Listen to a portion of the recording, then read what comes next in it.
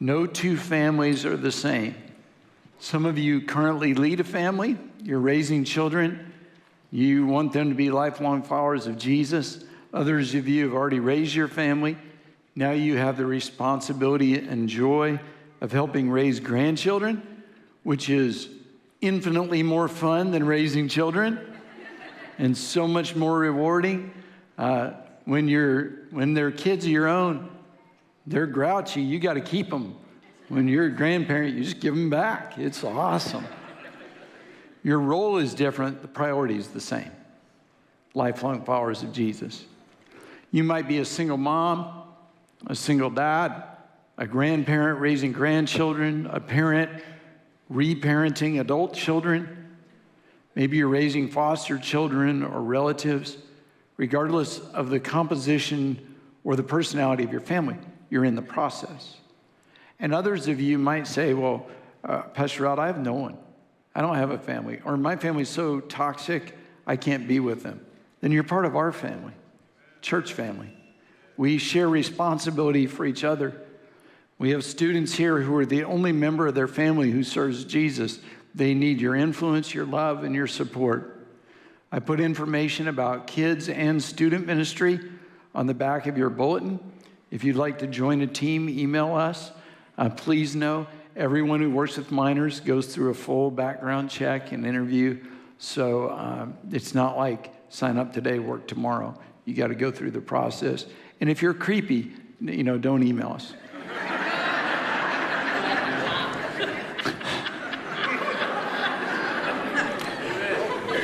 I'm not saying any of you are creepy.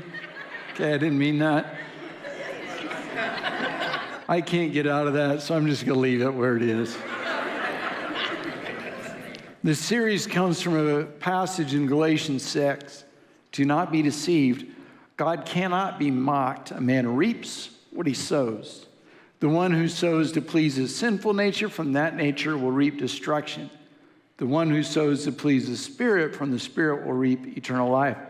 Let us not become weary in doing good, for at the proper time we will reap a harvest if we don't give up. Good or bad, you're sowing seeds that will one day produce a harvest. I want to help you sow the right seeds toward the right harvest. One of our farmers, Liz Beavis, wrote, "A seed is sealed. Only when it's put in its designed place, the ground, can it bring forth fruit. If you leave it in the barn, it's still a seed, and 100 years later, it will still be seed. Unplanted seed is useless and worthless. For it to be effective, it has to be planted. Good intentions don't bring a harvest. These seeds can grow into incredible plants, but these seeds are useless as long as I keep them in the jar. They could produce food that feeds hungry kids. Instead, they're sitting here. They look nice. They have potential. But if they're never planted, they're useless. To grow your family, you have to plant right seeds planted towards the right harvest. It's not enough to want to do it. You have to actually do it. I don't want you one day to say, I wish I'd told my wife and children I love them more. I wish I set a model of good church attendance when my kids were younger. I wish my family saw me worship. I wish I'd spent less time at home, less time at work, more time at home. I wish I hadn't put money before my children. I wish I had taught my children the importance of sacrifice. I wish I had slowed down. I wish I was more forgiving towards my husband. I wish I hadn't put so much pressure on my kids to measure up to standards that don't really matter. I wish I hadn't yelled so much. I wish I said I'm sorry more. I wish I'd watched less TV and played more games with my kids. I wishes are unplanted seeds. They're useless. Don't have a barn full of I wishes. Plant good seeds in your family now. Now I understand you're busy. You got a lot to do. You've got plans to spend more time with your family. You're going to make church a priority. You intend to say I love you more. You're thinking about seeing a counselor. You've got good intentions, but good intentions don't produce a harvest. Quit making sorry excuses and get going. Plant good seeds in your family. You say, Pastor Rod, you're being tough. Yeah, because this matters. I don't want to look back 10 years from now and have unplanted seeds. I don't want to say, I wish I'd been more direct. If only I'd pushed them harder, maybe their family would have stayed together. I wish I'd cared enough to confront, maybe their marriage would have survived. I don't want to leave I wishes in the barn. So this week and next, I want to challenge you to intentionally plant 9 seeds in your family.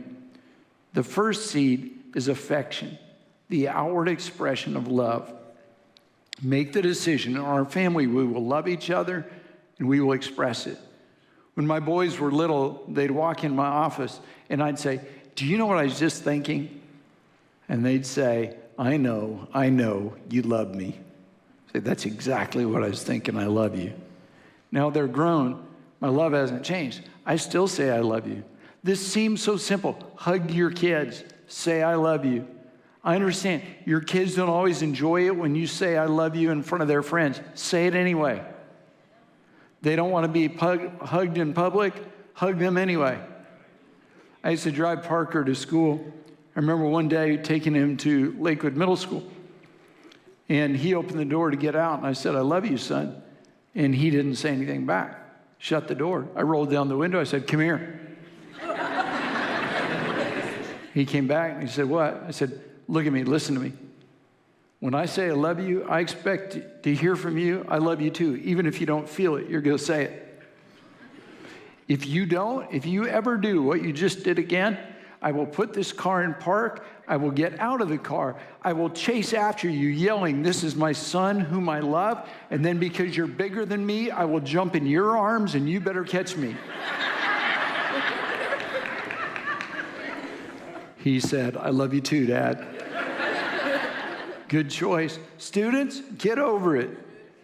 Getting embarrassed by a parent who loves you is way better than the alternative. Even a couple students clapped, not many. Your children need to hear how much you love them. The express love of a parent makes a child feel safe and secure. It works that way in any relationship. Express love makes the other person feel secure. Mom and Dad, here's a good goal. Show love more than you correct. You don't want your kids to dread every time you call their name. Parker, come here.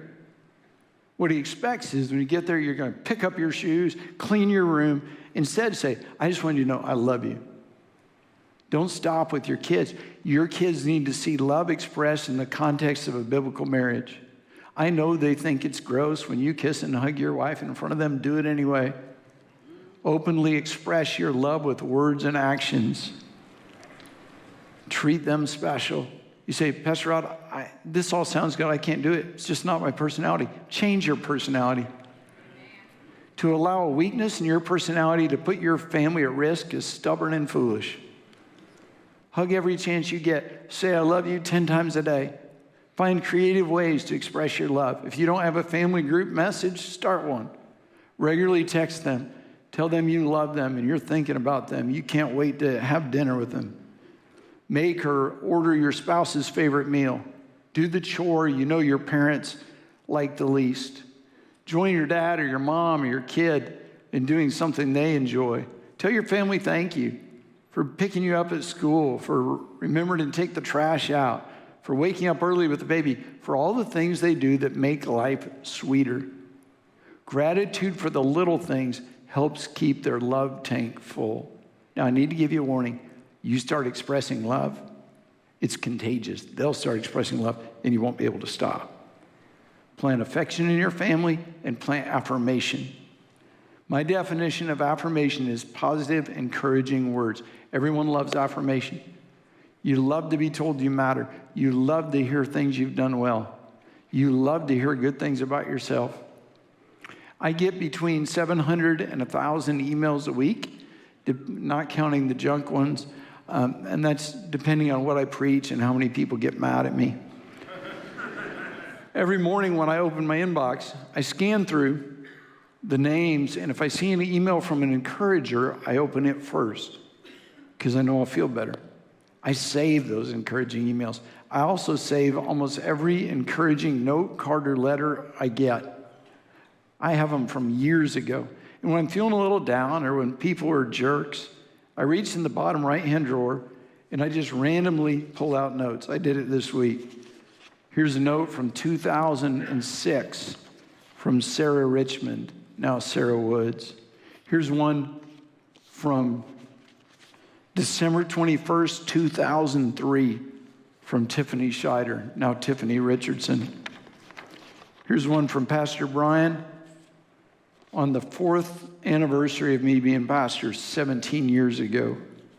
Here's one from Doctors Clark and Jamie Trapp this week.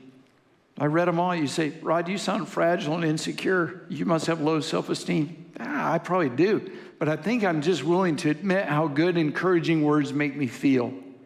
I've discovered the power affirmation had to alter my attitude and change my outlook.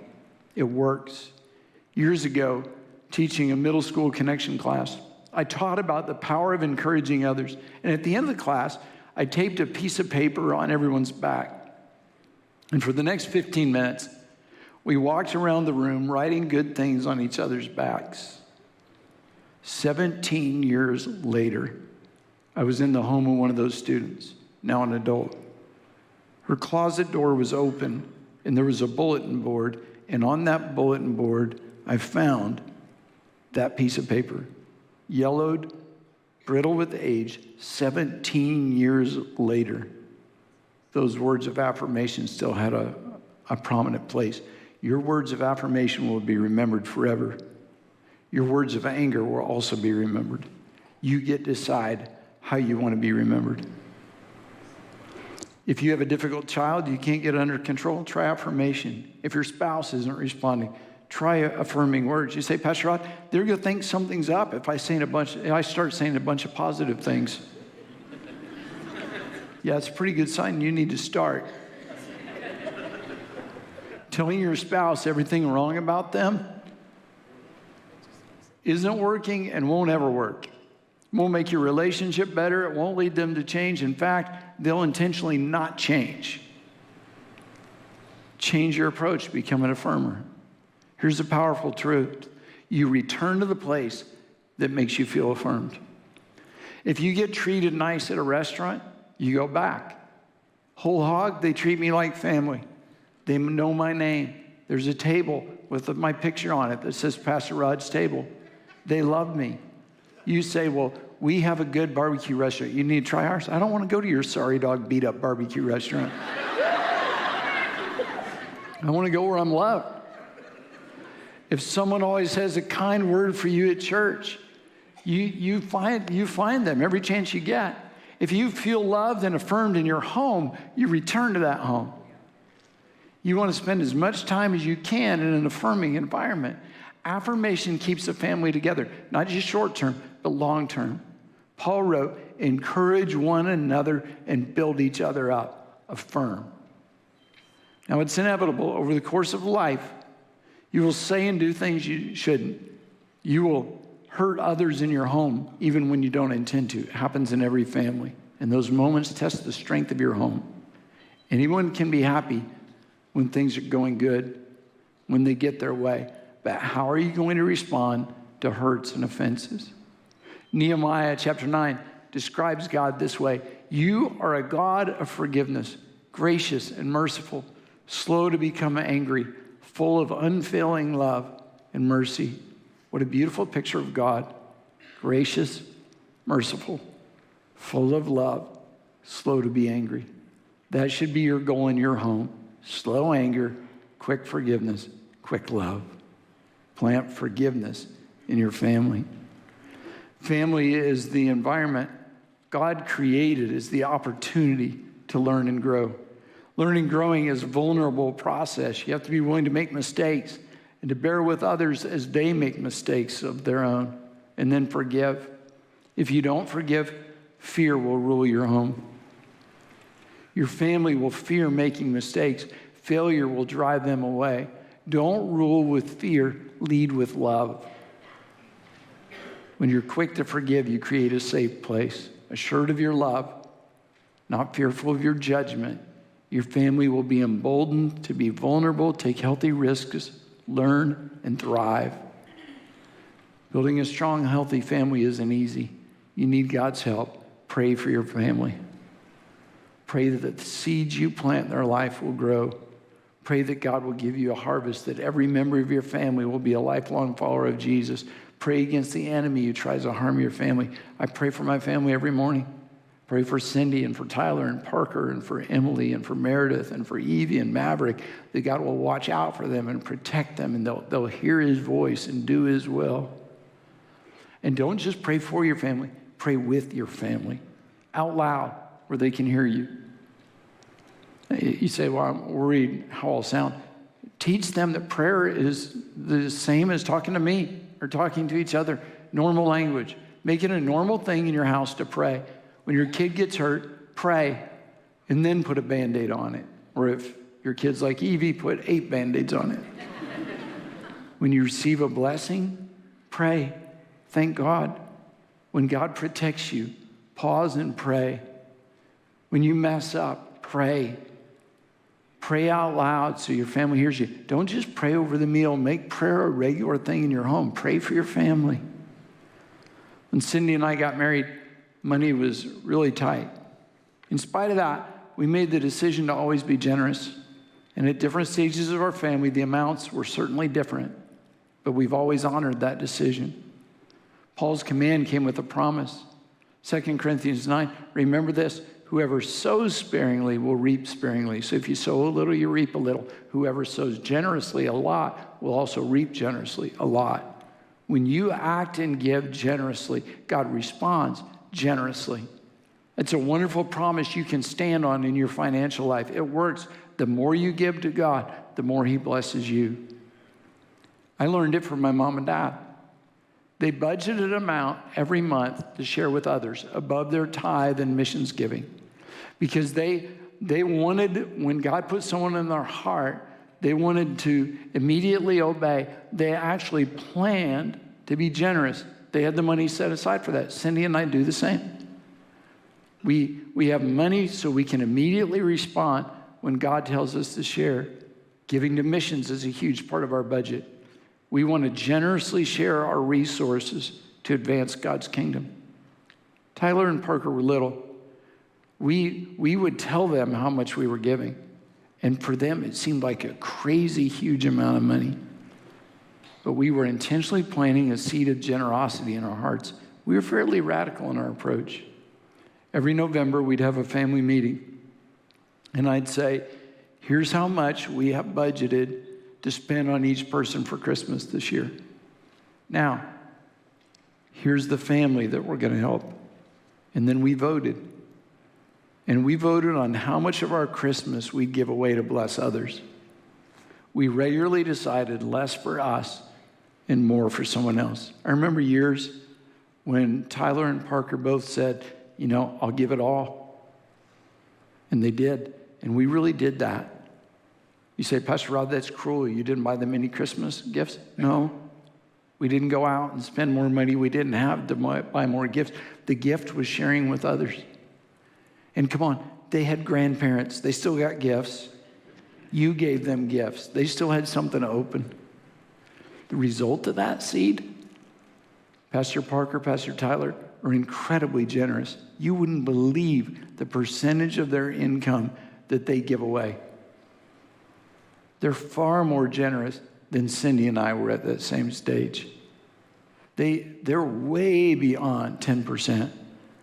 See, to them, because the seeds were planted, sacrificing to be generous is just normal. Now, can you imagine what's going to be like in the next generation? Evie and Maverick? They're living in the 4th generation of generosity and blessing. Even more is going to be normal for them. You may not have that family legacy, so why not start it? Let it start with you. Plant seeds of generosity in your family and watch them grow. I challenge you to plant the seed of time. The old argument is, what's best, quality time or quantity time? I got an idea for you. Don't choose. Give your family a big quantity of quality time. Do both. On a farm, there are different times in the growing season that require more time and attention. Same in a family. There are seasons in your family, in your marriage, and in your kids' life where they need more of your time and more of your attention. Kids want and need more of your time when they're younger. As they get older and busier, their time demand shifts. When your spouse is feeling insecure or struggling at work, they need more of your time. When your parents are struggling, you might need to give them more attention. There are moments when your family requires all your time. When an emergency arises, nothing else matters. In those crisis moments, all that matters is saving the harvest. You say, well, I'm busy. I don't have time. I hear that from couples whose marriages are falling apart. We don't have time for counseling. If it matters, you'll find time. You've got time for softball, but you don't have time for counseling? You go on vacation, you play golf, you scrapbook, you work out, you watch Netflix, and you sleep. But you can't make time for counseling? Save the crop. Say, well, we can't afford counseling. I got a question. Can you afford divorce? Have you priced that lately? When the crop's in trouble, do whatever it takes and spend whatever it takes. Don't lose your harvest. Why does it matter? Why do you need to intentionally and strategically plant love, affection, forgiveness, attention, time, and affirmation in your family? Why is it so necessary to pay close attention to the seeds you've planted? This is not my favorite principle. In fact, this is my least favorite thing I'll say in this series, but it needs to be said. You need to understand, you're not the only one planting seeds in your family. Imagine I sneak out to a farm during planting season. They're planting corn.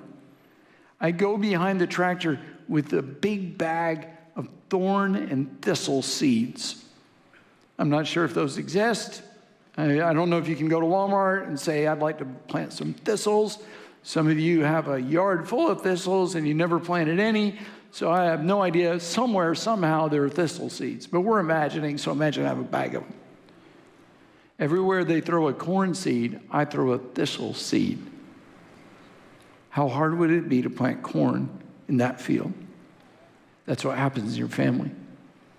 You plant love, affection, forgiveness, time, affirmation. You're planting a dependence on God, a connection to his family and church. You're planting like crazy, doing everything you can to ensure lifelong followers of Jesus. And all the while you're planting, Satan is active, sowing thorns and thistles, trying to choke out natural, healthy growth. Wrong friends are entering your kids' lives and pulling them the opposite direction. Coworkers are trying to tempt your spouse to be unfaithful. Media pushes a completely different agenda. Pornography is available on cell phones. Independence and self-dependence are pushed and promoted as ideal.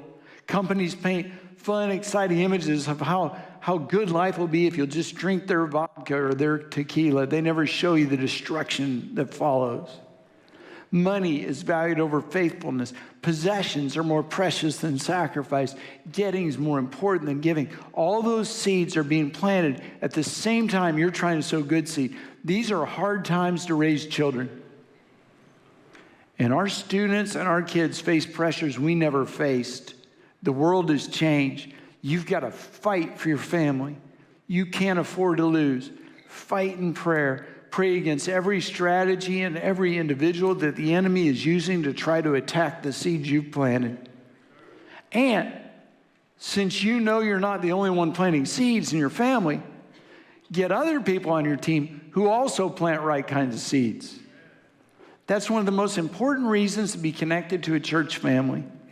I hear people say, well, I don't need to go to church to be a Christian. That might be true. I doubt it. But there's somebody somewhere. But I really doubt it for your kids. We need each other. I know some of you don't believe this. You will. This is going to shock you. Your kids don't tell you everything. They really don't. You tell us they do. You're stupid. They don't. Your kids don't always tell you the truth. Not my kids. My kids don't lie to me. You're in a fantasy world. And there's going to come a time when you're not the only one your kids look to for advice. When that moment comes, you better have already strategically put people in their lives who are planning towards the same harvest. You need kids pastors and class pastors and youth pastors and young adult pastors and loving adults and staff members and godly friends who share the same goal, lifelong followers of Jesus. Parents, listen to me for a second. Tune back in. I get it. Sometimes you don't like a decision made by a kid's pastor or class pastor or youth pastor. You better be careful not to criticize them to your kids, because when you do, you undermine the very voice that you're going to need later. Be wiser than that. Your voice also isn't the only voice your spouse listens to. There will be times they need someone else's perspective. Make sure you're connected to other healthy, believing friends pointing towards the same harvest. If you aren't, that vulnerable time could cost you the harvest. If you know there could be other people planting seeds, make sure it's right people planting right seeds for the right harvest. And one more thing, kind of out of order, but off topic a little. Just, parents, please don't ground your kids from church. I don't understand that decision. Ground them from breathing, ground them from bathing, ground them from eating. Don't ground them from church. Why would you ground them from the very influences that are helping them? You say, well, that's the only way I know how to discipline them. It's the only thing they enjoy. What? Don't ground them from it. Thank God for it. Every year I'll have some parents say, well, my kid was going to the deepening, but now they're not because they're grounded. Oh, good plan. Ground them from the most significant spiritual moment of the year. Maybe that'll help.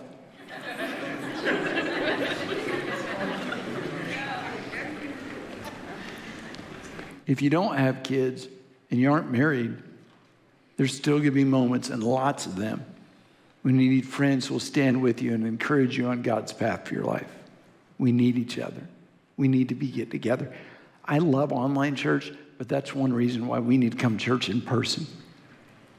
We need the relationships. That's one reason being in a connection class or finding a place of ministry or joining the choir is so important. You need to form relationship with the other people at the same stage of life's journey. People who will speak truth, people who will love you enough to confront, people who will help nurture the same seeds Satan's trying to destroy. We are in this together, and we need each other.